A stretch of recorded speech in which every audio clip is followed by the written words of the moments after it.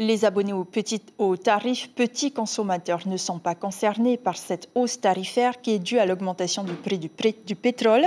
Avec une électricité produite à partir de 60% d'énergie thermique, EDT estime ne pas pouvoir supporter le coût engendré malgré l'aide du Fonds de régulation des hydrocarbures. Il est passé de 55,18 francs à 95,18 francs au 1er juillet.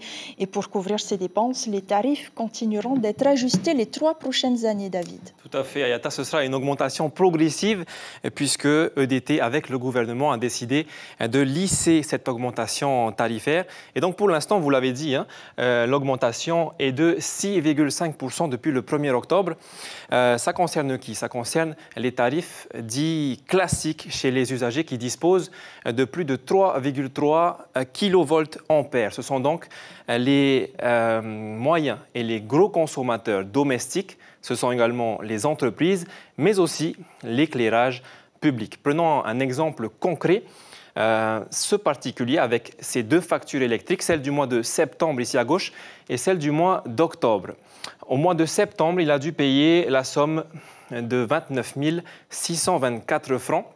Avec cette augmentation de 6,5%, il devra payer au mois d'octobre une consommation de 31 011 francs. À cela s'ajoutent les taxes et les contributions qui, elles, représentent un tiers du prix de la facture finale. Et pour se préserver, les usagers devront être plus vigilants et plus attentifs sur leur consommation. Oui, EDT encourage à faire de l'auto-relèvement, c'est-à-dire de noter sa consommation personnelle et ensuite de la faire connaître à EDT via son site internet. Le mieux, c'est de faire ça tous les 20 de chaque mois. Mais la bonne nouvelle, on l'a vu, c'est que les petits consommateurs ne seront pas concernés par cette augmentation. Ce sont ceux qui disposent de moins de 3,3 kVA. Qui sont-ils? Eh bien, ce sont les personnes qui ont en général chez eux seulement les lumières, un lave-linge, la télé et aussi un réfrigérateur, pas plus.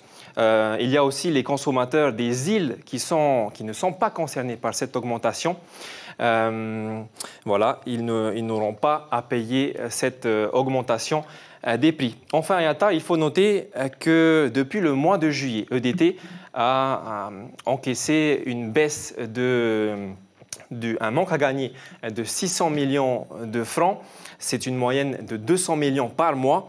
Et donc, c'est pour ça que cette augmentation des tarifs est nécessaire. Et donc, une réunion aura lieu d'ailleurs avec le gouvernement à partir de l'année prochaine, tous les 6 mois, en fonction de la conjoncture économique, pour décider du pourcentage d'augmentation de ces factures électriques. Merci.